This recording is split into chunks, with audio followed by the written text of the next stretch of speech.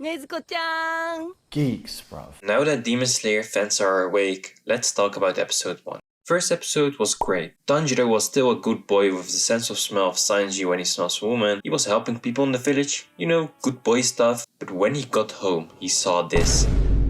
His parents got murdered by a demon and his little sister got turned into one. It was just great. It kinda felt like the first Promised Neverland episode all over again. Although that didn't go on, from episode 2 to 12 it was the worst to get through.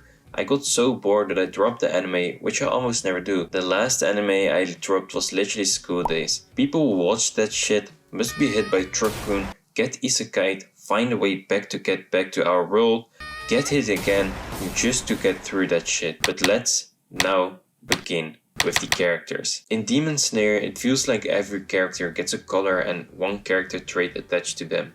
Everyone feels generic for a few exceptions. I'm not really drawn to any of the characters that I want a backstory or anything else from them.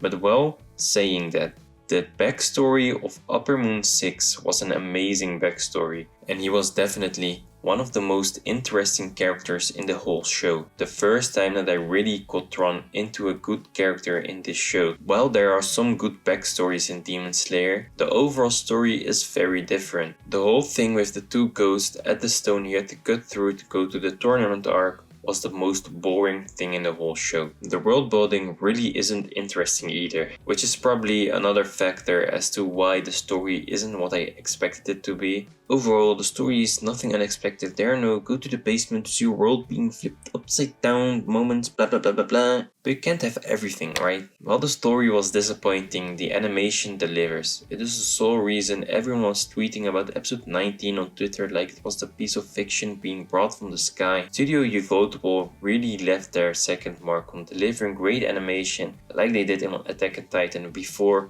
Mappa took over, like they do with anything else. When an anime is being animated by Studio Ufotable, you can rest your mind easy, because you know they will deliver with whatever they make. I wish there were more studios like Ufotable not trying to stretch episodes by powering up for fucking 20 episodes or just doing it in 3D and calling it a day. The only really great thing about this show is the animation.